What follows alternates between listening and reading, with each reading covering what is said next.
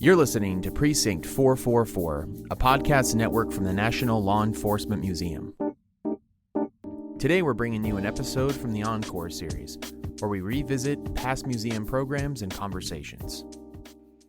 On today's episode of Encore, dating back to April 11th, 2017, the National Law Enforcement Officers Memorial Fund hosted a program about the assassination attempt on President Ronald Reagan.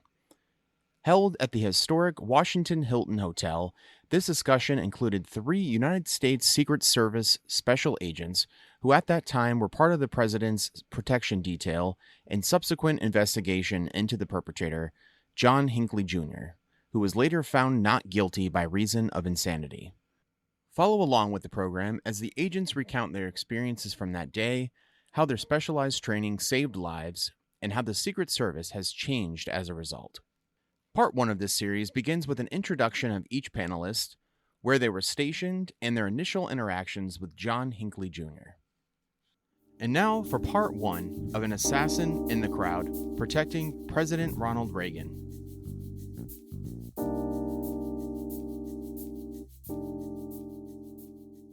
Let's set the stage for March 1981. On March 6, 1981, Walter Cronkite signed off as CBS anchor, and a few days later, Dan Rather took over. In March of 1981, the price of a first-class stamp went up from 15 cents to 18 cents. On March 9, 1981, the first successful heart-lung transplant occurred at Stanford University.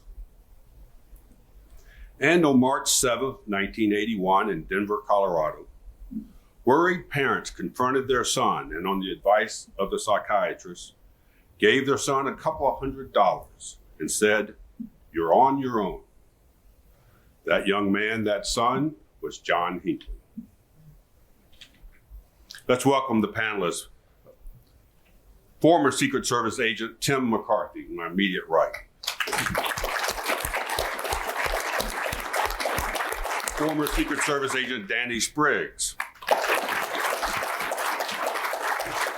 Former FBI agent Tom Baker. There'll be no jurisdictional disputes tonight. As you heard, on March 30th, 1981, President Reagan, a former union official himself, came to the Washington Hilton to address a labor building and trades convention luncheon. It was in the big ballroom right down from here. The last words of his speech as he was leaving the hall, he asked the union guys to work with him so that he, quote, that we could, quote, make America great again. And a lot of people don't know that. Agent McCarthy and Agent Spriggs. The president was giving the speech. Where were you? I think I was stage left during the speech. We were briefed up at the White House, all of your positions and where you're going to be in the formation you're going to be in, motorcade routes, primary, secondary, hospital routes, primary and secondary, safe rooms, things of that nature. And the entire itinerary has gone over in detail prior to leaving the White House. And we knew our assignments as we went through the event, arriving down the elevator because the ballrooms are on the lower level here at the Hilton. After that, what we finally referred to as a grip and grin, when the president would shake hands with the VIPs from the different trade unions onto the speech. Speech ended. We went back. Some of us came up the stairs, others on the elevator, and then we exited the Hilton Hotel. Did you listen to the speech? No, I know the agents don't really. I've listened to a lot of speeches over the years. Mr. Baker. Well, Mr. Spriggs, Agent Spriggs, where were you during the speech? Well, a lot of people don't realize this, but actually on that day, I was not assigned to the Presidential Protective Division. I was assigned to the Washington Field Office. And for those that don't know, the Washington Field Office supplies all of the manpower and resources whenever the president, vice president, has a visit within the city, as well as heads of state.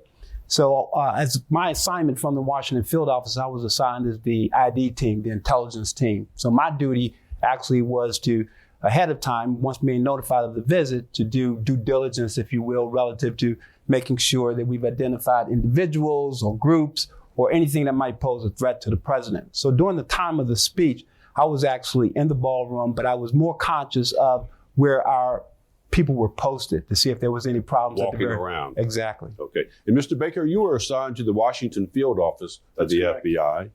What were you initially doing that morning before the luncheon? And don't forget our guest over there. We want to make sure we make eye contact with him when the collection plate goes around. In answer to your question, just let me note one thing in starting. What was somewhat unique at that moment and had an impact throughout the day is that the director of the FBI was out of town. He was in Williamsburg, Virginia for the first of what would become annual meetings with the special agents in charge. So our special agent in charge in Washington Field was also with the director out of town. So there were in those days, there were two assistant agents in charge. I had the criminal division of the Washington Field office. The other fellow handled intelligence matters. And I was actually in my car just leaving a meeting at FBI headquarters, entering onto the street when the commercial radio, WMAL in fact, broadcast the president's just been shot in front of the Hilton. And that was almost exactly at 2:30. We've heard a lot about the moment the president walked out onto T Street over here onto the side of the hotel. Mr. Spriggs and Mr. McCarthy, shots rang out. 6 shots rang out. Mr. McCarthy, you were wounded. What were your immediate reactions? Somebody said something about how you immediately took a pose to protect the president. Tell us those initial seconds. What were you doing and what were you thinking? Tom, I'm going to take 1 second before we get there to recognize Mrs. Jerry Parr, our boss that day, and Jerry passed away recently. Yes, Jerry he did. was Special Agent Parr. Wrote a good book. Yes, and wrote a good book. Wrote a good book. God bless Jerry. Thank you. So the question was, I forget. Well, we'll remember that. The immediate reaction, you have training, Yes. and so you're trained to do things without thinking, but you also think about what's going on. Just tell us for that heart-pounding moment, just for a couple of moments here, what was it like? I did not think. It was a reaction to training. Clearly, I didn't. We trained very intensely in the Secret Service and on a Presidential Protective Division. And the only way you could do something like that is based upon a reaction, based upon training.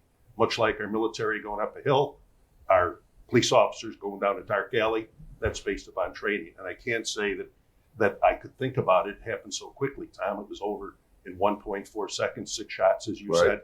And it was a reaction based upon my training. You'd like to say that you thought about it, but I really didn't. I reacted the way we were trained to react. And as I've always said, I'm very happy I was able to do it that day based upon my training. I don't know if I can do it again. I don't even want to find out, by the way. Well, we saw during the presidential campaign when President Trump was speaking and someone broke through the barrier there, and suddenly there were like 4 or 5 agents right around Mr. Trump at the time, just in a heartbeat. Cover and evacuate. There's several techniques in the Secret Service that are pounded into you in training and practical exercises, and cover and evacuate the president, or the arm's reach theory. In many cases, if the threat is within arm's reach, you go for the threat. If it's not, and you don't want it to diversion, to have an agent be diverted out the hallway there when the threat might end up being in the front row. So there's 2 things that you train for constantly, and the thing we called AOPs, they may call it something different now. AOP? Attack on a principal, attack on the president, attack on a protectee, is to cover and evacuate the president, as was done, or arm's reach theory, to go to the attacker if the weapon is that close. No time to think. Mr. Spriggs, your initial, the moment that you heard shots, or where were you? Were you walking out with the group? I just preceded the agents assigned to the president onto T Street. And I want to just kind of piggyback what Tim said, because he's absolutely right. There's no way that an individual starts thinking in 1.4 seconds. And so muscle memory comes into play. But I will note this, is that even though you can't think in that amount of time and everything is more instinctive, you are anticipating what if. You've got to be thinking what if, knowing full well that now we're out in a public venue, what if something did happen? And I think the response you saw by Tim, Jerry Parr, and the other agents that were assigned there was basically, was the idea that what if something happens, what am I going to do? And that was my reaction. When I heard the shots go off, I immediately went to my weapon because I recognized the shots had gone off. So then it was, I only had seconds, obviously, to determine where those shots were coming from. And by that time, you saw the smoke from the weapon, you saw individuals moving toward the potential assailant, and I moved directly toward him as well. So even though you don't have time to think, you are anticipating what if, and are you going to be able to respond based on your training? And Mr. McCarthy, you were shot in the side. Shot in the right chest, actually. On the chest? Yeah. Well, that's the media for you. Never gets it right. Well, I grabbed my Walter Cronkite hit it wrong, too, by the way. Oh, well. I'll tell you about that later. We'll fuss about him later. You're wounded. Had you been wounded ever before in the line of duty? Well, I'd been cuts and bruises and things like that, but never not shot. No, but my father was a Chicago policeman, so it's not like I didn't know that this was a full contact sport either. When did you realize you were shot? About the time I hit the ground, I couldn't figure out why I was there. I saw a little blood on my shirt, and I'd heard the gunshots, of course, right away, and it didn't take much to put two and two together that I'd been shot after you saw a little bit of the blood on your shirt and so forth. Someone told me that there was some concern that you were going to be run over by the presidential limousine because the number one thing is to get the president out, and you were on the ground. Well, Is that another media misrepresentation? Well, I hope so. But you went to the hospital. You went to the hospital also, right? Yes, Jim Brady, the president, and I went to George Washington Hospital. Tom Delahanty went to Washington Metro. That's the protocol. DC officers go there. So the three of us were there, and in the different emergency room bays. And you went, and an ambulance came to get you? Yes.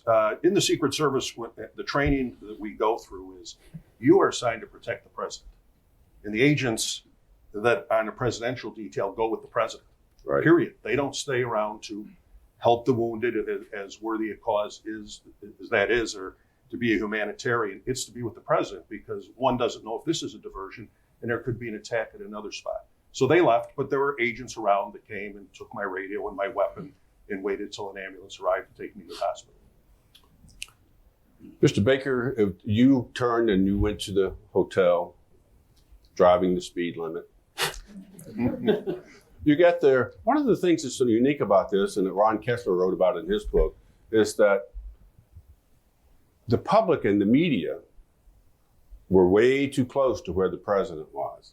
And that Mr. Kessler writes in his book, the First Family, I'm sorry, I apologize, I can't remember the name of the book now. But he says the Secret Service wanted people back, and the White House wanted more of a friendly atmosphere for the president to walk out. When you got there, what did you see? Okay, when I that particular controversy, if you will, I can't comment on because I really know nothing firsthand about that. But to step back into another controversy, and you alluded to jurisdictional things, I am certain that these Secret Service agents, when they went through training, were told about, because I know several other Secret Service agents have told me this, about the assassination of President Kennedy. And in the FBI, we heard a lot about that too. And as we all know, everybody in this room, to this day, there are all sorts of conspiracy theories and criticisms of the way things were done when President Kennedy was shot. And it was sort of drilled into us that we don't want this to happen again. And I'm sure it was something that was really drilled into the Secret Service.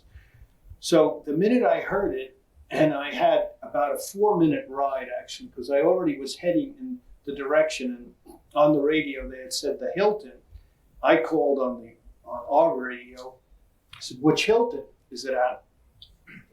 And my station didn't know which Hilton it was at because it literally had just happened. The media was with the president when it happened.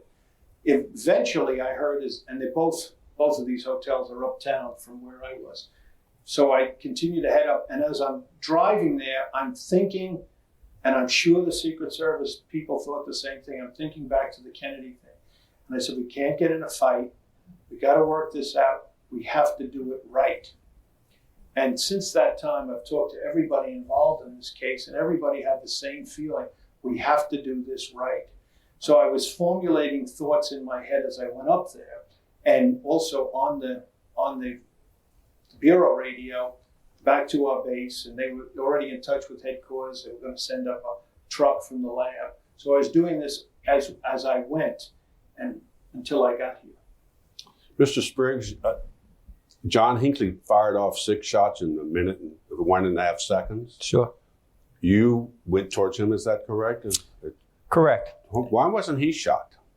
Well, I think I was the only Secret Service agent that actually had a shot at him. And actually, as I pulled my revolver up to fire him, because I could still see him firing, what I thought was an agent come across my line of fire ended up being a Sergeant Gurn, who came across my line of fire.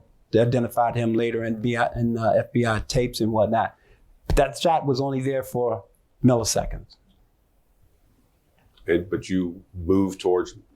I didn't shoot, obviously, and then I moved toward him. My job was to, as the intelligence agent, was to preserve the scene. I actually moved toward the assailant to take the assailant into custody. Yes. And how was he apprehended and then moved out?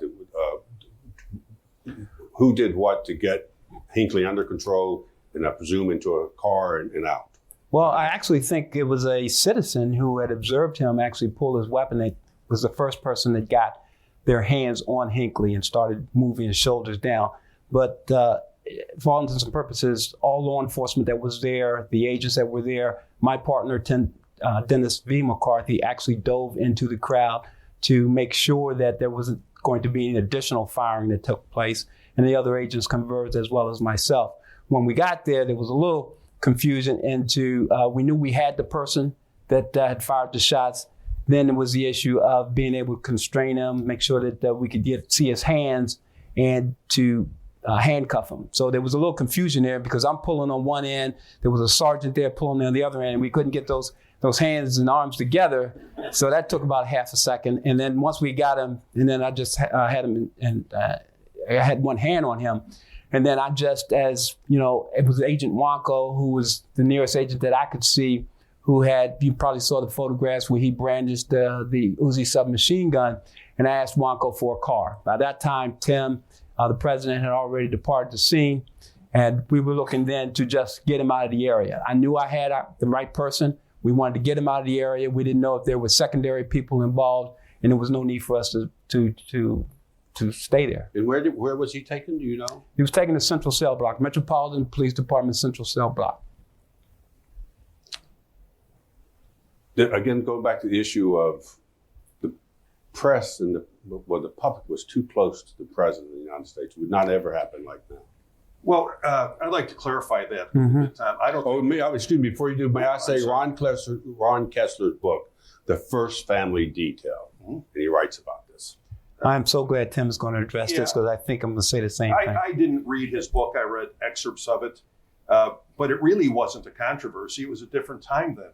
So it was the staffs that dictated and still dictate what the Secret Service can do. The staff at the White House. The staff at the White House. And it had gone back for years that Secret Service had lobbied the White House to use metal detectors. It was old technology by that time. And I was told by some of our bosses, Jerry Parr and Bob DeProspero and others, that they had asked and it had been turned down. And the staff didn't want it to seem like a siege atmosphere around the president, in spite of the fact Danny Bean in the intelligence division, knew how many threats were coming in. The FBI knows that too, how many threats come in, because they relay those to the Secret Service and they're investigated thoroughly.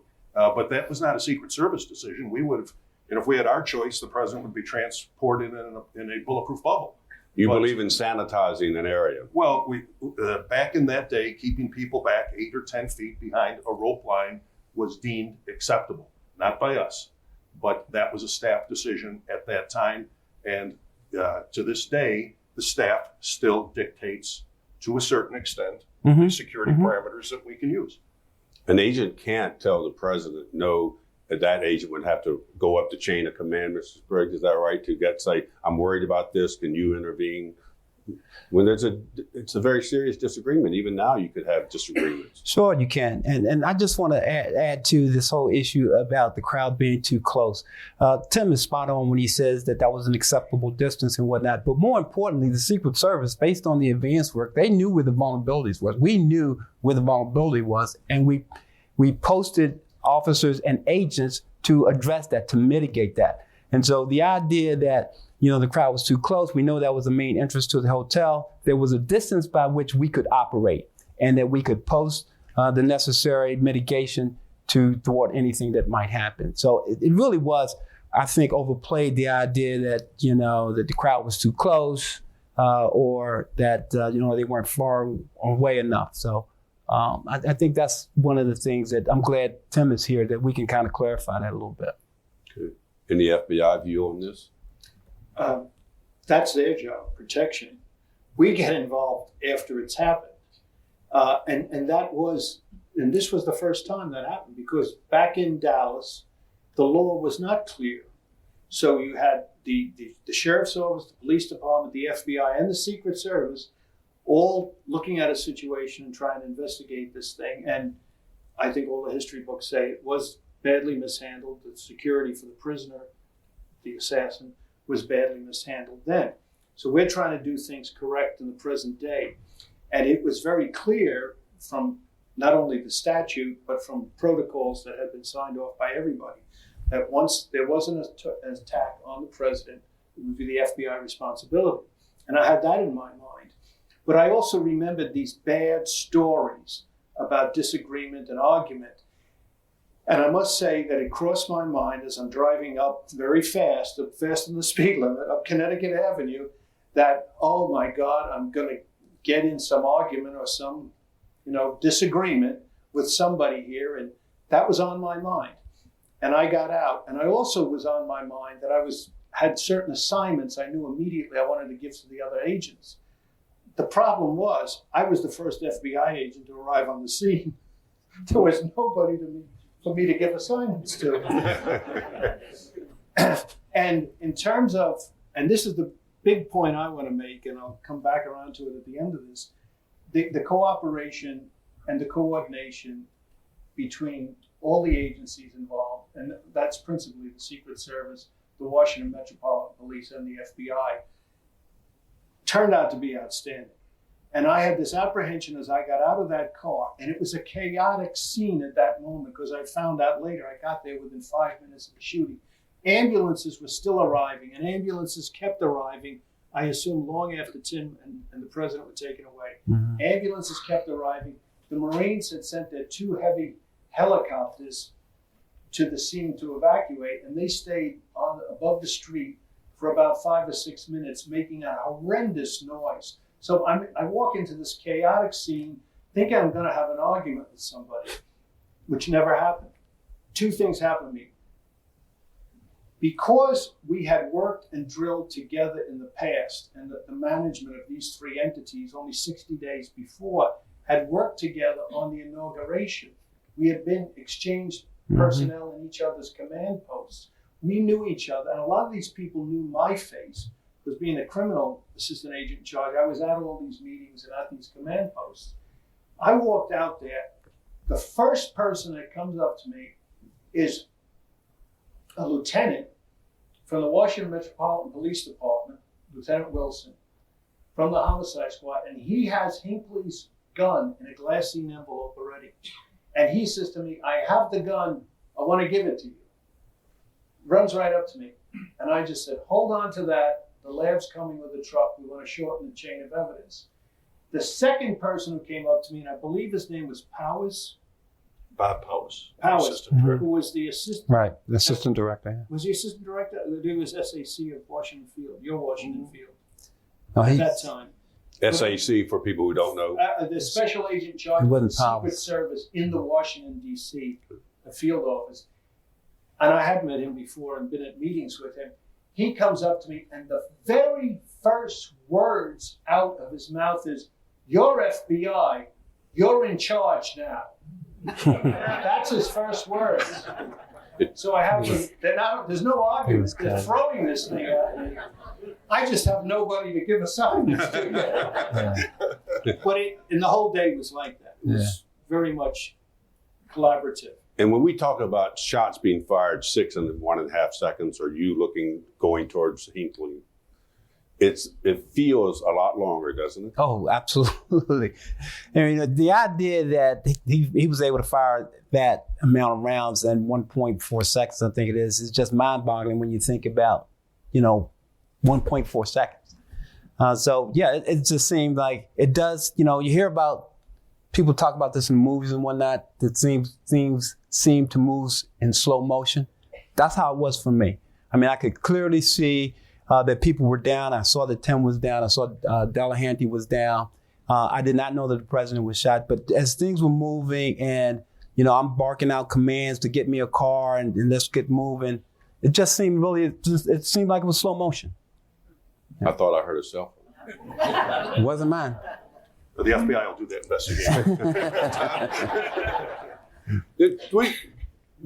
Did Hinckley have a mood, or was he just, what was the mood of John Hinckley, as best you can tell, what you either knew that right then or maybe learned later as he was taken into custody? Well, when we got him in the car, I mean, that was the whole issue, that I got to really get a feel for what he was about in the car. When we were driving to Central Cell Block, Officer Swain with the Metropolitan Police Department was driving. I was in the rear with my partner, Dennis. Officer Swain of the Metropolitan Police Department was driving. Ran the cab office here in Washington for a long time and did a great undercover effort with the FBI. Oh, is that right? Yes. And in our Excuse me for interrupting. I'm just trying to get a little background. There's still a little confusion, and you try to clear up something before. In our records of things, he was one of the guys. He was a uniformed officer at the time. Right. He was one of the guys who got the gun off of Hinckley, I think, and gave it to Lieutenant Wilson. So we already had a two-step thing there. And you're right, he's deceased now, but he later rose up in the MPD and became the taxi cab commissioner for the district. Oh, I did not know that. He did a great job. But right. The demeanor of John Hinckley, again, I'm just amazed he wasn't shot. But you said already someone came in the line of fire. Right. So he's in the car. You're taking him to the cell block or whatever it's called. What are you hearing back? What are you seeing? He's very stoic. He's not saying anything. We get in the car. My partner, Dennis V. McCarthy, the other agent that's in the car with me, starts advising him of his rights. I tell Dennis, we're not advising him of his rights because we're not going to ask him a thing. We got our guy. There's not going to be any conversation. And so Swain is asking me, where do we want to go? I said, Central Cell Block, Metropolitan Police Department. Along the ride there, just out of the blue, Hinckley asked, if you remember, that was during the time of the NCAA March Madness basketball tournament. He asked... Won by Indiana. Right. Well, I didn't know who won. But he asked if we knew the scores of the basketball games. And, we looked at him like, I think there were a couple of expletives Dennis might have said to him. But we weren't going to say anything to him. So he was very stoic. Didn't say a word. My main concern was getting them to a safe area. I reverted back to my training and the knowledge of the previous assassination attempts to the Kennedy assassination. I just wanted to get him to a safe place. And I asked Swain to make sure the officers were there in the garage area where we were going to be. And because I started thinking about that as a young age, and I'm only 5 years on the job. But I remember my training in previous assassination attempts. Just noting, there's former agents in here, they're actually planning in a situation like that is to take an assailant like that to the Washington field office.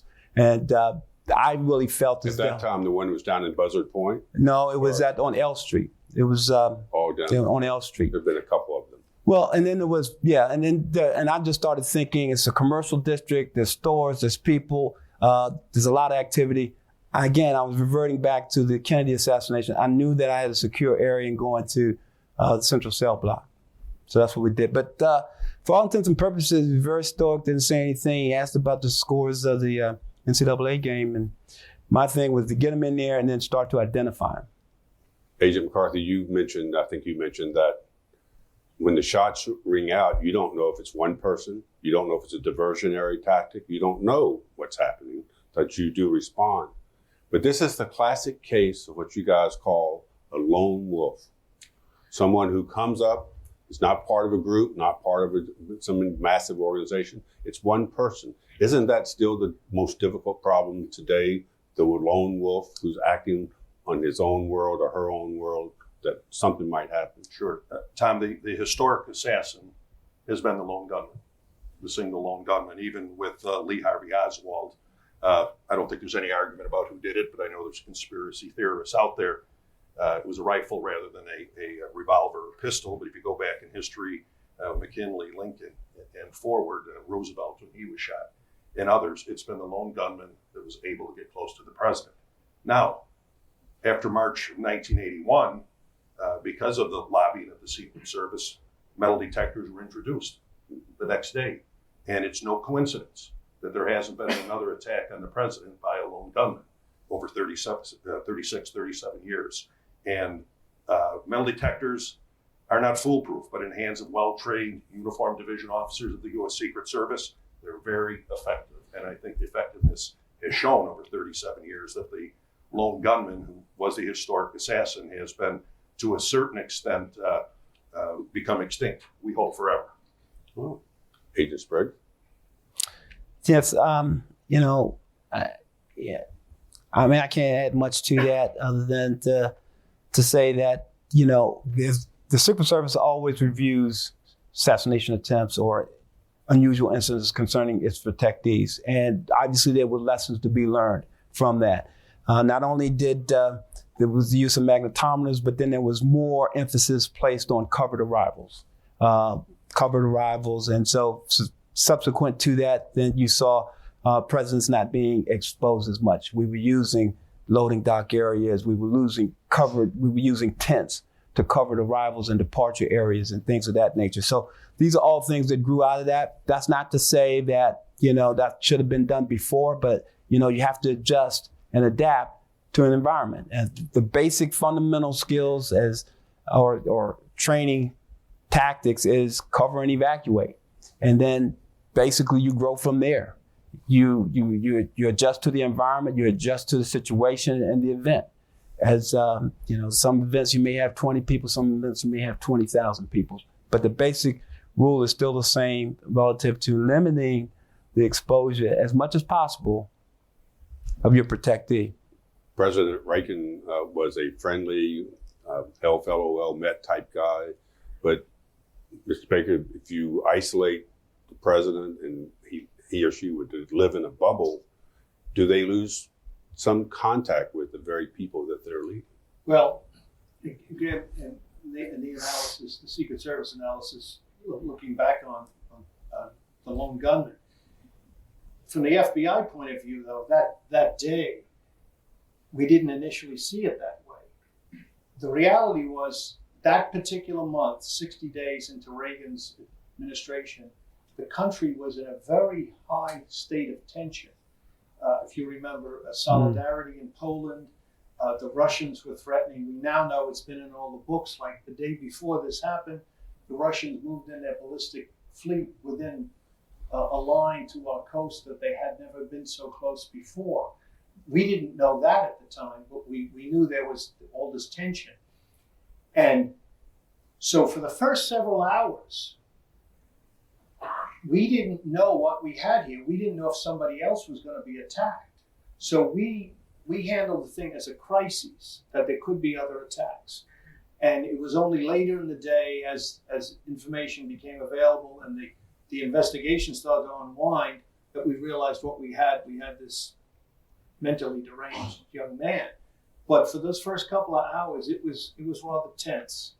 And that's how it was. And nothing has matched it since. I bet even with 9/11, you weren't personally involved. Do you remember where you were on 9/11 just by? Yeah, sure. I'm chief of police in Orland Park, Illinois, and I was going to the dentist office early that morning when I heard about it, and got there, heard about it, and turned around and came home because, as Tom said, you didn't know if this was isolated. I mean, it wasn't isolated. I mean, it was all over the country, but if your community could be next. And so you have to go back and take those precautions. Mr. Sprague? On 9/11, I was assistant director for the Office of Protective Operations. And so when the event took place, I got my staff together to make sure that we could identify where all of our protectees, as assistant director, I was responsible for all the protectees that the Secret Service had. And of course, then it was an immediate move to the director's crisis center for command or decision making. And Mr. Baker, where were you? Yes, I know this is a little bit of a diversion, but I think it is a diversion, yes. But I do remember. Brian Lamb used to ask questions on C-SPAN, and he would just ask you the most A left field question. I'm just trying to channel Brian Lamb. Yes, I do remember. I had just retired, and I was at home that morning. And at that time, I lived in a house home in Burke, Virginia, and my house sort of backed onto Braddock Road. And all morning long, we heard the fire trucks coming from jurisdictions further to the west, all going towards the Pentagon. I mean, for hours, they kept coming and coming and coming with their ambulance, their alarms running. You're all retired now from your admirable service, and thank you for that service. So this may be the shortest part of the panel. Do you think the Department of Homeland Security is a good idea? Well, yes, I'm retired, and I'm still chief of police, nor retired, but DHS doesn't have a lot to do with me. I think there's two sides to that coin. One, they're in a large agency, which maybe has extra resources. Maybe they're in a large agency, they don't get the attention that they once did in the Treasury Department when they were not the lone agency. It was ATF and IRS at that time. Again, I haven't been involved, so I've heard both sides, to tell you the truth, from retired agents and active agents that while there might be some positives, there's also been some negatives. So I really don't know what the truth is, however. That would be a very good answer to run for office. I'm still in law enforcement. That was perfectly sliced right down the middle. Mr. Spriggs, can you do that well? Yeah, I'd like Tim's answer. I actually led the director. The director tasked me to lead the transition from Treasury over to the Department of Homeland Security, and I can just tell you, my position is that I wish we'd have stayed in the Department of Treasury. Yeah. That's where my thought is. Mr. Baker, at some point in the next 20 years. I do have an opinion on this too. Okay, good. But just going to say the FBI is, looking for our headquarters. There's a big controversy about where it's going to go and all of that now. But what do you think about this? Where they about the Homeland Security? Well, in public affairs, and I know there's several people in here are students of history. In history, whenever there's a crisis, people, our leaders, feel they have to do something. So after September 11th, they did this one thing domestically. They created the Department of Homeland Security and shoved Secret Service and a lot of other agencies under this umbrella.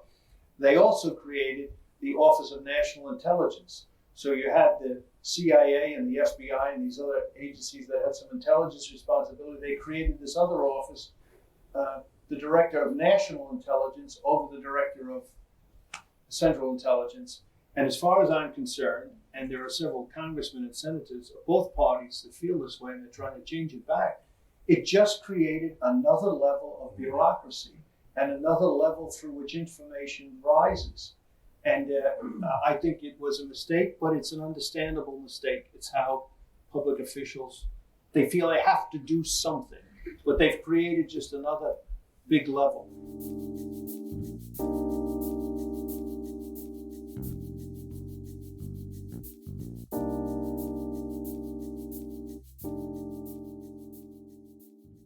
Thanks for listening to Part 1 of An Assassin in the Crowd, Protecting President Ronald Reagan, a series from the Encore show that focuses on past museum programs and conversations. Tune in for the second and final part of this series on August 23rd as the panelists provide their closing thoughts from that day and answer questions from the audience. We thank you for your support, and remember, our upcoming episode releases are every Wednesday, and published exclusively on Tuesdays is our monthly Icons episode. We hope you learned something from this episode and will join us next time for another edition of Encore, where we revisit past museum programs and conversations. A special thanks to all of you for listening to this episode of Encore, a series from the Precinct 444 podcast network by the National Law Enforcement Museum.